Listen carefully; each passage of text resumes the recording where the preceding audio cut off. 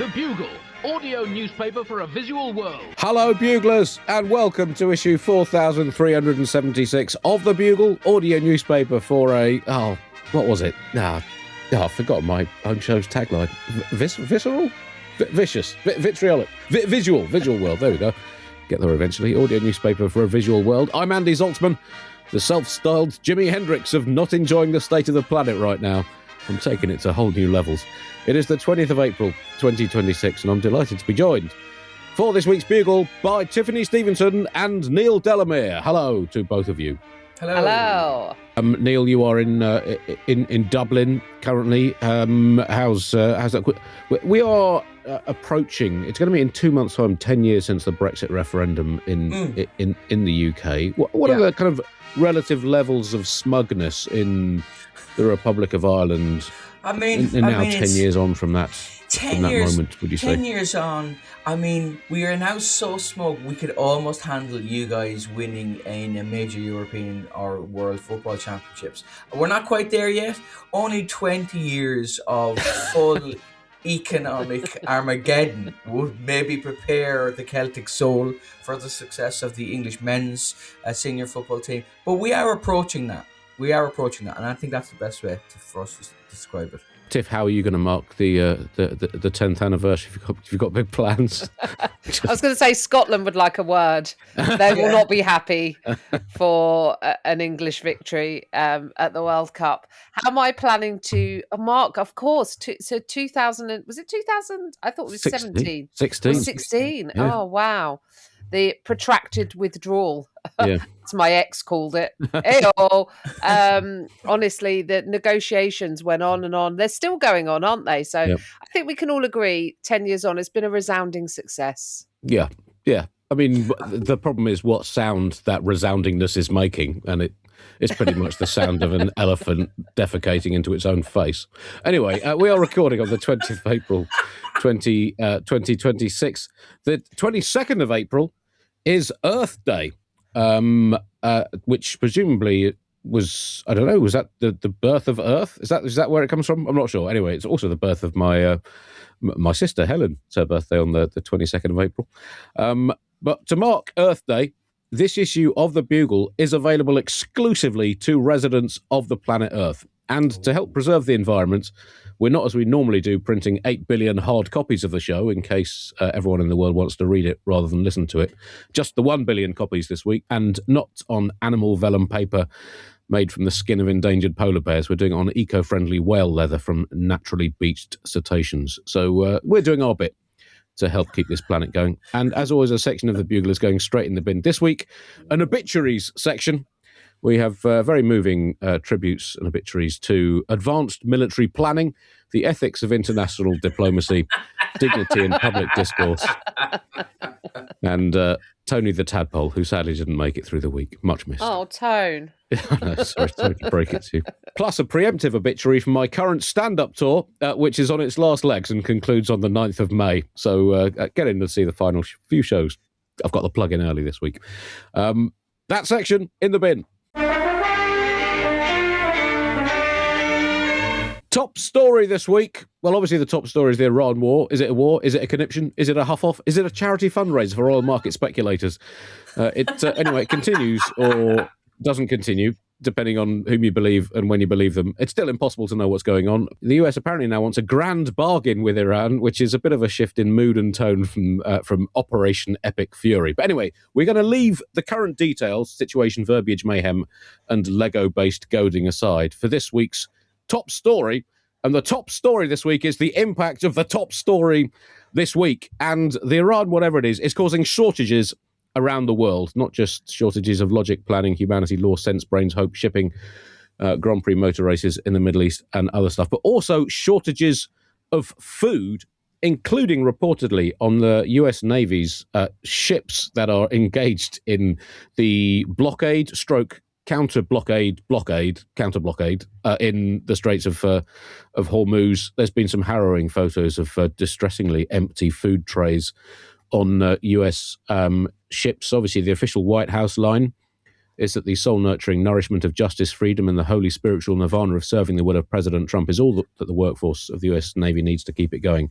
But some crew have apparently been less than content with the actual food they've been getting for their actual physical stomachs. So what have you guys made of this? Obviously, we don't know exactly what's going on here. A few photos of a lonely tortilla and half a gerbil's worth of shredded meat, or what may or may not have been some sort of type of variation of sausage, does not prove an institutional shortage. However, there was proof of these shortages being real when the Office of the Chief of Naval Operations issued a statement denying the reports, which is basically, in the modern world, proof that they're definitely happening. And Pete Hegseth, the Crusade cosplaying Secretary of State for shit-brained military mayhem and reigning pseudo-Christian of the Year, described the reports of shortages as fake news. So we know they're definitely happening. What have you guys made of this? It's a bit of, I don't know if either of you are planning on joining the US military, but it looks like the food offering isn't great. I'm up for it. I mean, Yep. I didn't know there was a grand bargain happening, and I hope David Dickinson is negotiating that. I believe he uses the same spray tanner as Donald Trump. But I was reading the story. It says the USS Abraham Lincoln and amphibious assault ship USS Tripoli were not getting enough to eat. Now, if we're doing presidents and naming, ships after them, surely it makes sense to name the amphibious assault ship after Trump, because he's definitely committed assault and probably in a swimming pool at some point.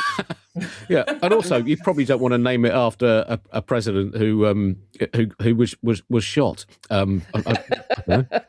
Yeah, I mean, if it is. Also, you're sending it into the theater of war. I mean, we know Abraham Lincoln in a theater. It doesn't work out. They showed a picture, didn't they, of a lunch tray with a piece of meat on it that was just sort of unknown grey meat. I don't know. Is that dolphin? I don't know how many grey meats are in existence. Could it be John Major? We know he's pro the cause, so maybe he's offered up some of his own carrots that look like they've been cut by the chef's teeth. And Pete Hegseth said, listen, this is not true. It's all lies, presumably mince lies with a tortilla on the side. It feels almost like, I don't know how you feel, guys, it feels almost like the US have steamed into this conflict with zero preparation and no idea of a desired outcome. It is possible that that's happened. We'll have to wait for the verdict of history, which is just coming. The verdict of history is that's exactly what happened. This is foreseeable, right?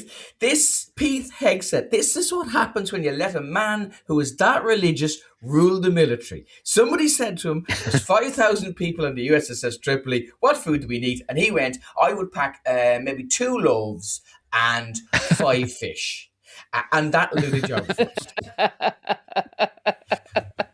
Pete Hegseth has started to call the press the Pharisee press. Have you seen this? The Pharisee media. So please tell me that the people in the Department of Defense are careful with the pronunciation. Because if he's going around going, the Pharisee media can't be trusted and the Pharisee media are all liars, and then someone just says, the main language of Iran is Farsi. He'd be like, I knew it. This is worse than I thought. If I make quote from the Bible, this is a letter from the reading of St. Paul to Django Unchained, and then he goes off on one.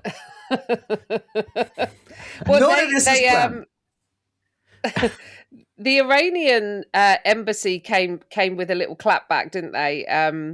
Saying they want the sailors to use the toilets less, which is a reference to a toilet problems suffered by aircraft carrier the USS General R. Ford. Apparently, this was beset by sewage problems that led to 45-minute queues for people wanting to use the toilet. Dude, hurry up. I got to shit out this dolphin meat. It's great. It's sounding less and less like military manoeuvring and more like a budget weekend on an EasyJet cruise. To go back to the John Major meat, by the way, according to the press at the time, I seem to remember you would normally have John Major's meat in curry, wouldn't you? Now that is a very old show reference. No, I like it. I'm quite happy with it. This is weird because it's all part of Operation Epic Fury. Now, I always think Epic Fury sounds like Tyson's eldest child. Because all of Trump's major military operations are just named after Tyson Fury's children. There's Epic Fury. There's the youngest is called crypto grift fury, I think. In fairness, he does have a daughter called Venezuela Fury, which is the name of the military operation that gave the White House this level of confidence in the first place. Also a very fetching shade of paint, apparently. Yeah, I mean, further evidence also of quite how childish this war is. We talked about this in previous Bugles with the Lego videos, and now Iran, which is still, let's not forget, a murderous, extreme theocratic regime trolling America with phenomenal levels of juvenility. I can't quite process the sort of, I don't know, is cognitive dissonance, is that the right term? But in terms of the American food issue, Napoleon Bonaparte famously said, an army marches on its stomach, although that, of course, did lead to his forces being vulnerable to more agile opposition forces who were marching on their legs, which might explain why he lost some of his key battles.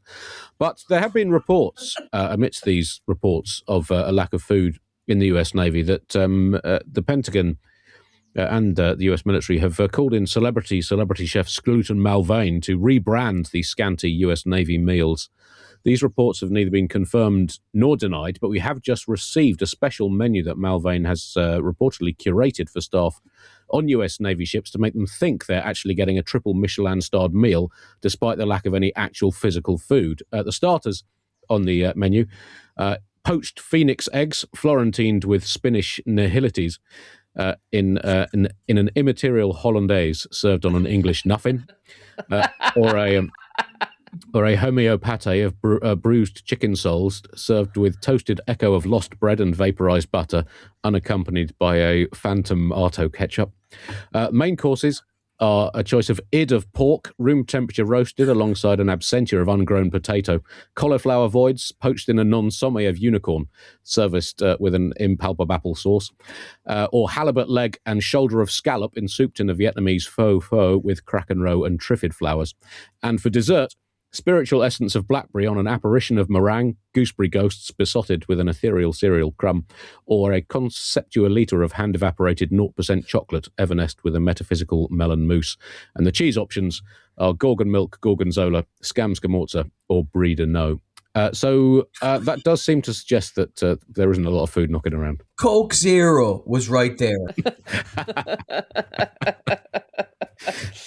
I don't understand. I don't understand what the Marine Corps is. Is it just sea soldiers? I see sea soldiers on the seashore. Because the Navy is different to the Marines. And then there are naval aviators like Maverick who land on a boat but aren't Marines. And then there are Marines that fight on the ground who never go to sea, like in Full Metal Jacket.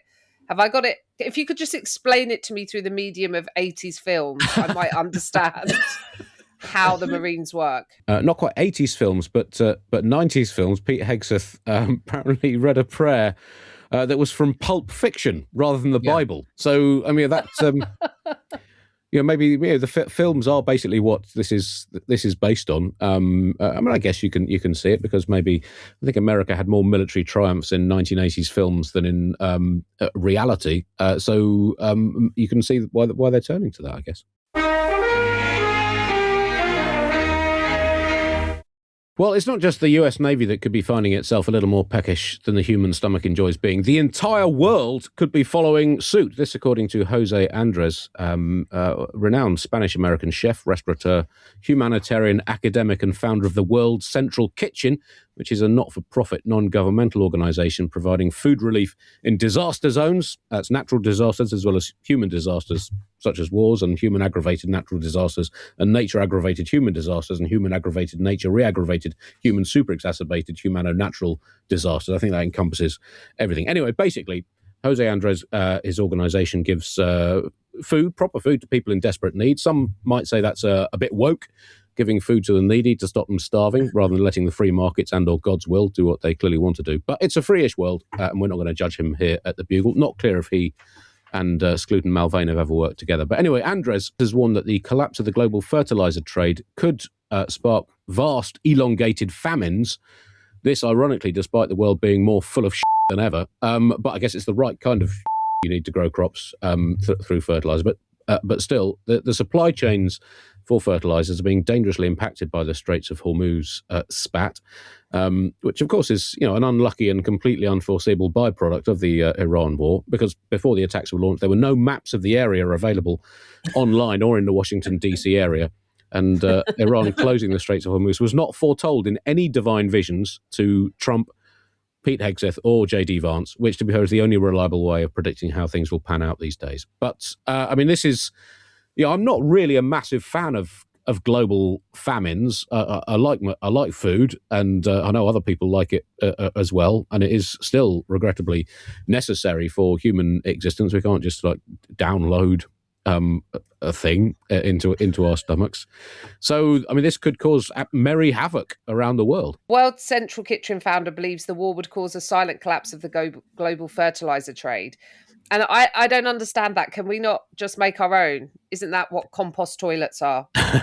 Or are human feces bad for fertilizer? Is it just horse poo and cow poo that we like to collect like weird shit goblins? I'm not. So you're basically saying we just need more music festivals to prevent global collapse of agriculture?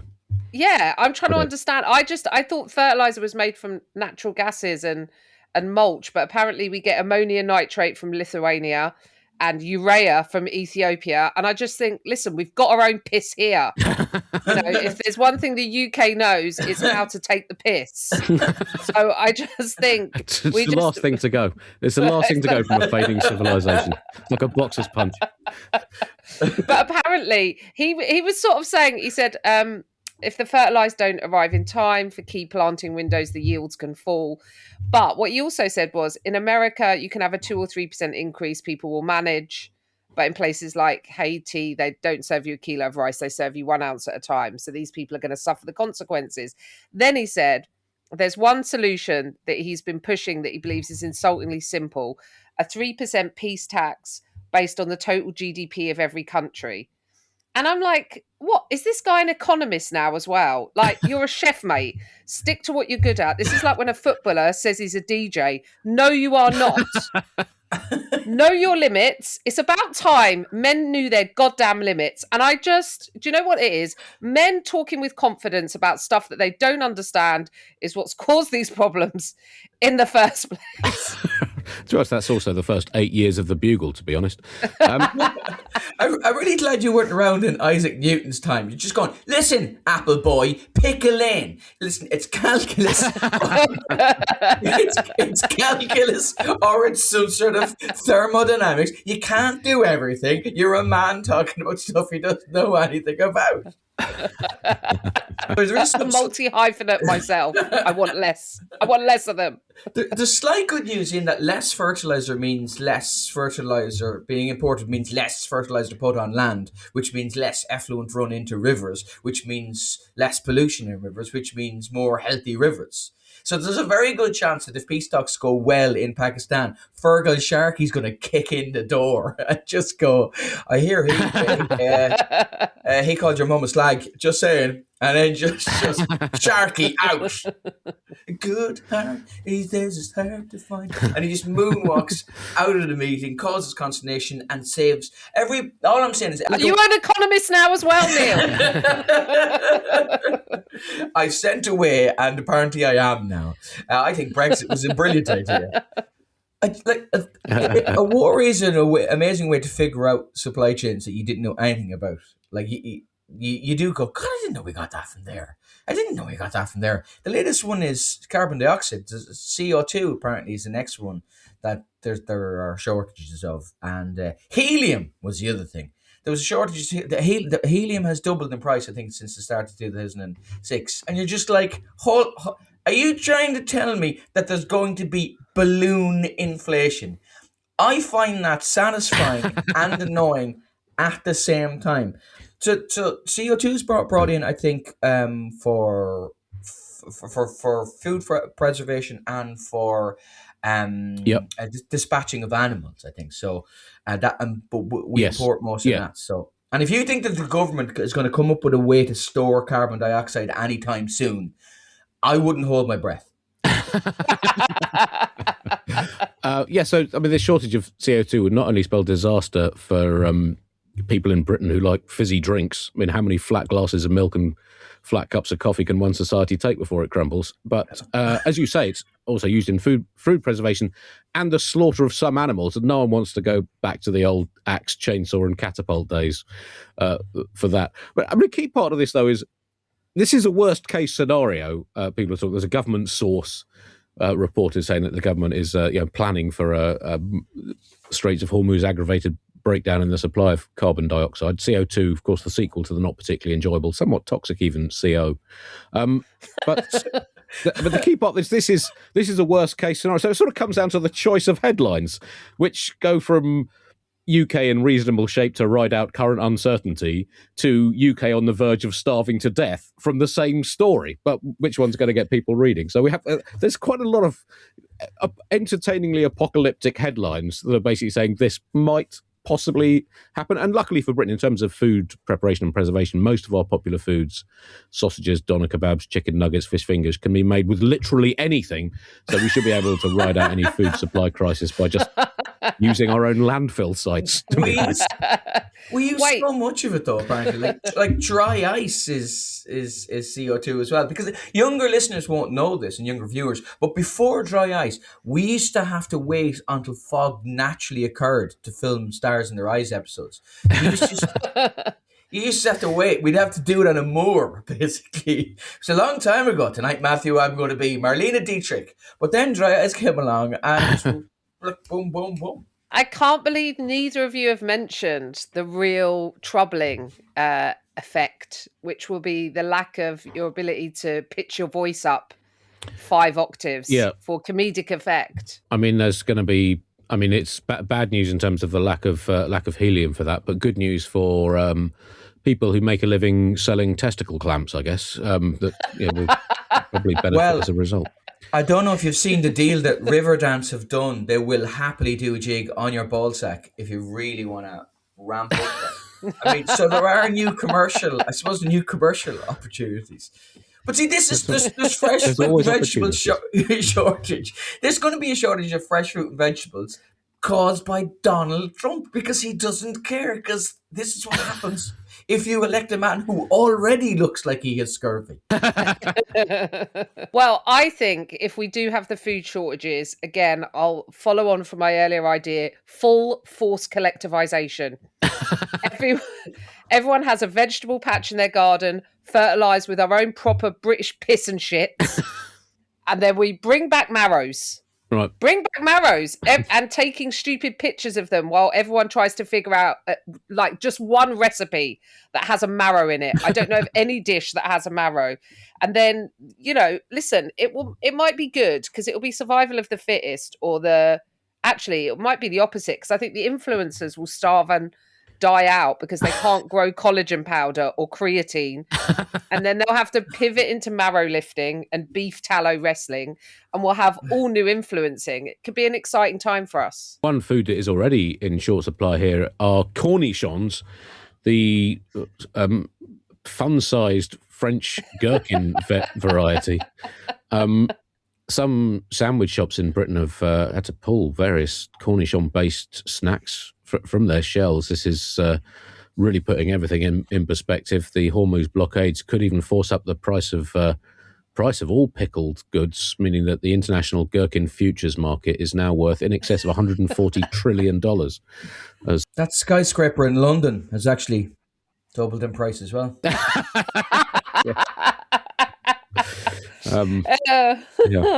I mean, it's very concerning, Tiff. Very concerning. This is a genuine national trauma that's panning out in front of our eyes.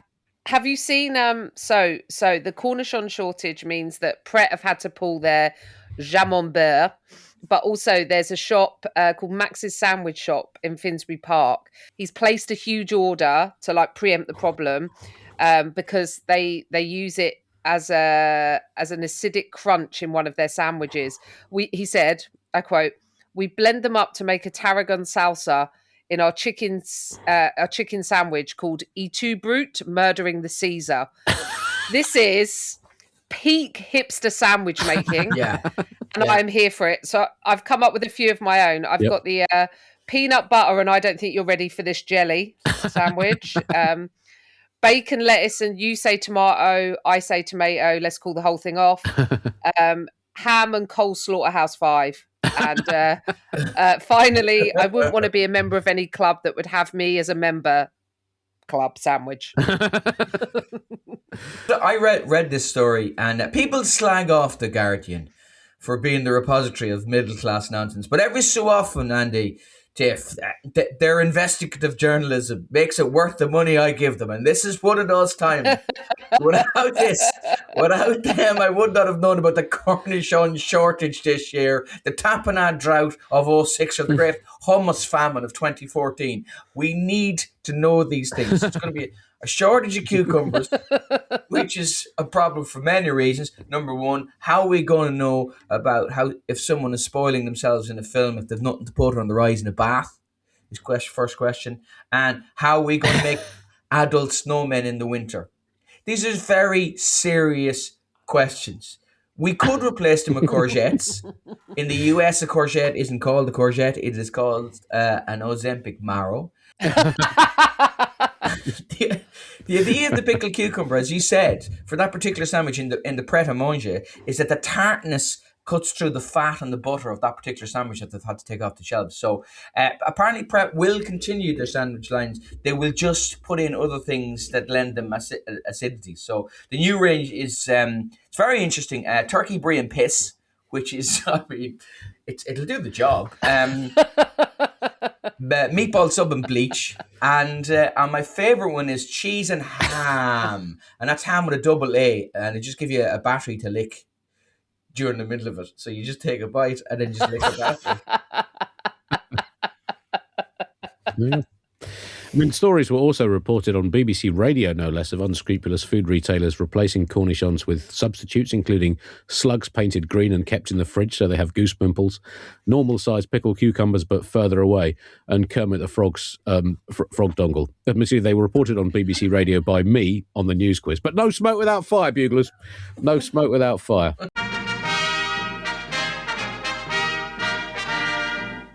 Well, as well as the apocalyptic headlines about cornichon shortages and everyone having to travel by donkey again, reducing commuter journey times by up to 2 minutes in parts of Britain, there have also been harrowing tales about shortages of jet fuel, aeroplanes running out of fuel, having to activate the seldom used flap wings button. According to a European Energy Agency, Europe may have only 6 weeks of jet fuel left, so could be time to dust off those unused homemade hot air balloons. Now, 6 weeks of jet fuel, I've done the maths on this. There are around 35,000 daily flights in Europe, so 6 weeks of that. Put all of that fuel into one plane, we could get 1.5 billion miles away, give or take. We could relocate to basically get to Uranus on that amount of fuel. Which, you know, look, I mean, Earth doesn't seem great at the moment. Uranus, according to the NASA website, Uranus is very cold and windy, which is a glorious understatement. Makes it sound like Scotland. In fact, it's minus 200 degrees Celsius with winds of 900 kilometers an hour. So no point taking an umbrella, but you will need some thermal underwear and a decent overcoat. But anyway, I mean, this 6 weeks of jet fuel left in Scotland. Is interesting. 6 weeks of jet fuel left. That's not a lot, is it? But the really ruthless airlines will cope with less fuel. Give it a week before that, when that announcement is actually made, and you'll see 14 swans tied to the wings of a Ryanair jet. You just have Michael O'Leary. You know, Michael O'Leary getting a tube and just siphoning the petrol out of a BA jet. He'll be able to do that. And I think the government will start then making decisions based on fuel efficiency, and so will the airlines. You know that little frame that they have at the gate. In order for you to fly in future, you will have to fit into that. That'll be it. Don't mind your bag. It'll just be you. You just have to climb into that little frame, and then the government will, I would imagine, will monitor petrol and diesel, and aerodynamics will be key. Like, you won't be able to drive a convertible unless you have a pointy face. I think that would be one of the main things. So, like, a bit Cumberbatch, yes. Harry Maguire, no. Adrian Brody, yep. Yes. Ron Perlman, no. Brian Cox, yes. Brian Cox, no. So it'll be difficult in certain circumstances. And can we just put one thing to bed about fuel, right? By the way, while I'm on this, Donald Trump causing a bloody aviation fuel crisis, right? Caused by America. If he tells me that I can't go to Lanzarote and then NASA have just spat 700,000 gallons of fuel up a wall to go and look at the moon. We gotta take pictures of the moon in case there's a bit of the moon that we haven't seen before. Oh, look at the moon. Is the moon all inclusive? No. Does the moon have a kids club? No. The moon is a big grey rock, right, with no potable water. So is Lanzarote. Let me go to Lanzarote. The only thing that the moon has going for it is that when Neil Armstrong wanted to land, there wasn't a German dude who had his towel there on the moon that he had to go and move so he could land the lander there before he got there. That's the only thing the moon is going for. That would have been a real surprise if they had been there. Yeah. You'd have had to ask questions over how that German got there and when. Well, apparently there were. If you look at the history of NASA, they had some amazing German rocket scientists, and that's all I'm going to say. They have been expecting you, Mr. Armstrong. There were also reports that the airlines could end up with this restricted number of flights, making passengers sort of bid and apply like a tendering system on exactly how much they need that flight. And, so it's going to get competitive. I need my 2 weeks of cultural enrichment studying the iconography of altar paneling in post-pre-medieval Balkan churches more than Dave here needs his 2 weeks going large in Ibiza. You qualify for the next round. Right. I definitely need to see those simple but evocative, partially gilded pictures of saints. But does Petula actually need that specialist life-saving kidney graft and liver transplant surgery that's only available in a single specific hospital in Austria? Or does she just want it for social media content and to look cool? So it's going to get competitive. It's going to get nasty. One of those clout transplants. You're just doing a transplant for clout, mate.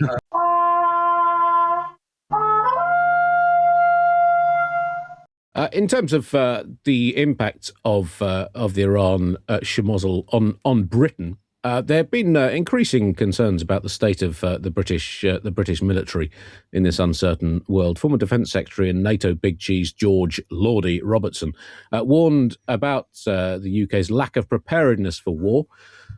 He pointed out that Britain's welfare budget is now 5 times the amount we spend on defence, which suggests there's quite a simple solution, because the biggest part of the welfare budget is pensions. So all we need to do is just reassign all pensioners to the military, and problem solved. We'd stack our military with numbers. I think the pensioners would largely enjoy it. It'll keep them active. It's mostly not frontline stuff anymore anyway. You don't need to be able to ride a horse or wield a mace or run towards enemy machine guns anymore. Well, warfare's moved on. And look, older people in the army, we might even get a half-decent sitcom out of it. So I just don't see any negatives here. No negatives. I think you're kidding, Mr. Zaltzman. He said we're spending too much on welfare and not enough on defence because, of course, all war is class war. Why would we want to feed kids when we're just going to throw them into the war grinder anyway? What a waste of free school meals. But why is this always the thing that they come for when they want to divert funds? I don't know. Here's an idea. Go with me on this, guys. What if some of these huge corporations paid tax? You could use that. Get them to sponsor it. Let's do proper. I know wars are technically sponsored, but let's just make it more upfront, right? We can have tanks by Starbucks with the name of the rank misspelled on the side of them. Uniforms by Shein that disintegrate the minute you get wet, and missiles by Uber. Obviously, there's a delay on them, and then they land like 5 minutes walk away from where you actually want them to strike. But I think this is a good idea. That's already happening as well. So. I thought it was a little bit pointed that the ex-defence secretary lambasted the government at a speech in the Guildhall in Salisbury. So there was a worry that the Russian security services were actively surveilling the speech, but the lads apparently were just visiting the cathedral. It's sort of a tradition that they do, you know.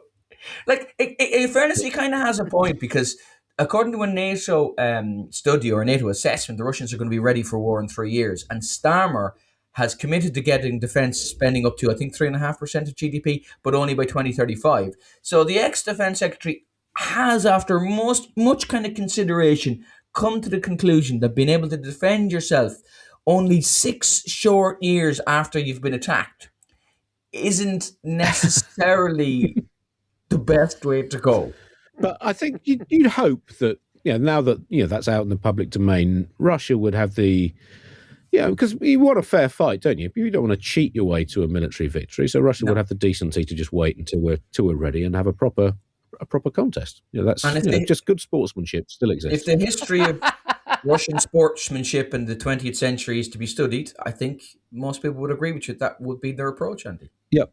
Absolutely. I said Russia. I mean, independent soldiers representing Russia. They wouldn't be able to fight under the Russian flag. George Robertson also said that Britain has avoided a national conversation about defence. And I think this is one really good thing that's come out of it. I mean, sure, we might be a fading force on the international stage. We might be increasingly marginalised and increasingly vulnerable. But at least we're dealing with this in the most British way possible, by avoiding an awkward conversation. So that shows we've still got something. We've still got something.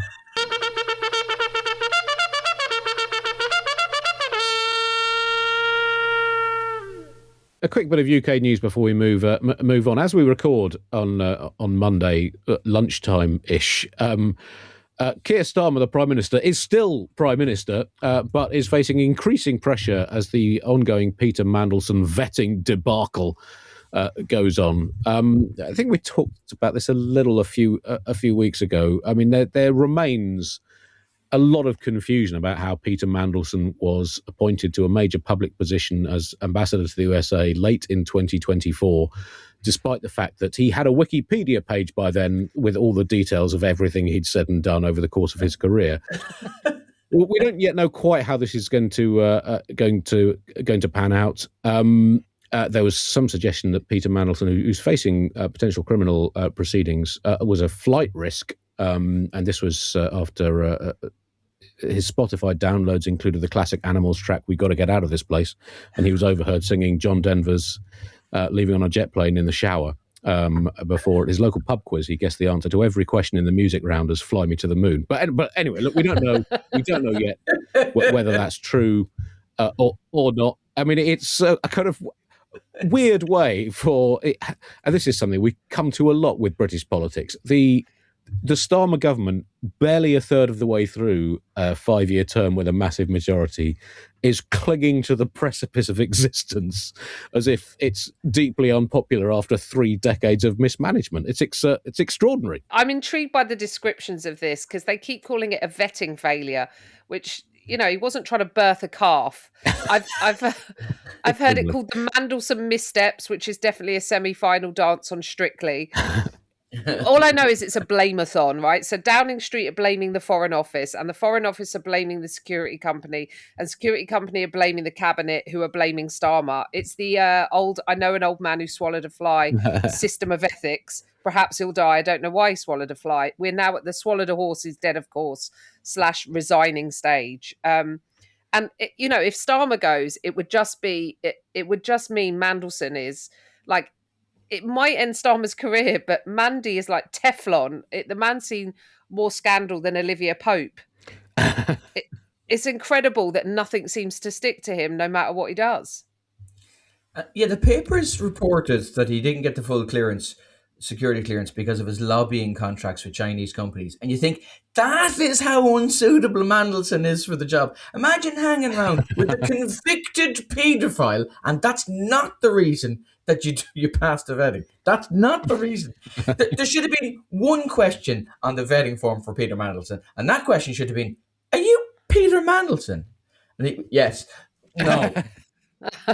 No, thank you.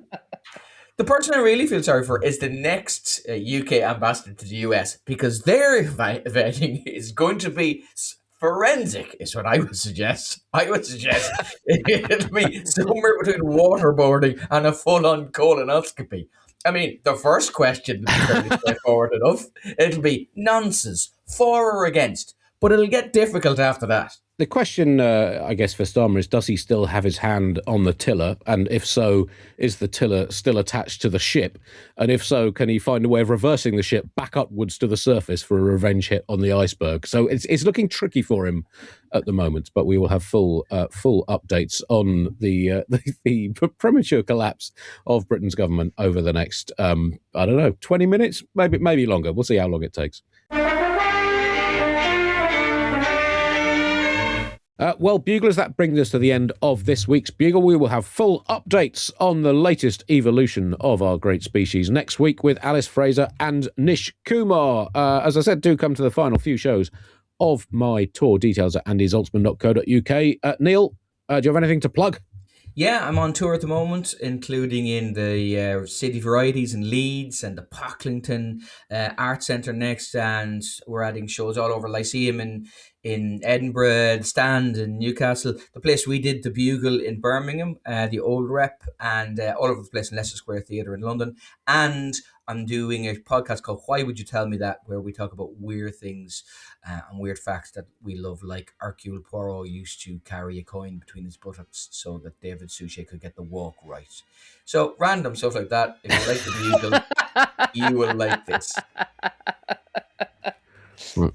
What coin was it? We always listen. There was a deep dive on that as well. We both went for the old Irish 60p piece just for gripability. But if you want to find out the answer, listen to the podcast. Why would you tell me that? Wherever you get your podcast. Tiff? Yes, I have some upcoming post-coital tour dates. 6th of May, I will be in Belfast. I'm doing the Cathedral Quarter Arts Festival. So I'm doing the show there. 24th of May in Cambridge and Chesham. 28th of May, Wivenhoe, Funny Farm. 29th of May, Surbiton. So those are just the May ones. Oh, and Derby on the 31st. But I'm going across Europe later in the year. So if you want all the dates, just head to probably my link tree on my Instagram or my website, tiffstevenson.co.uk.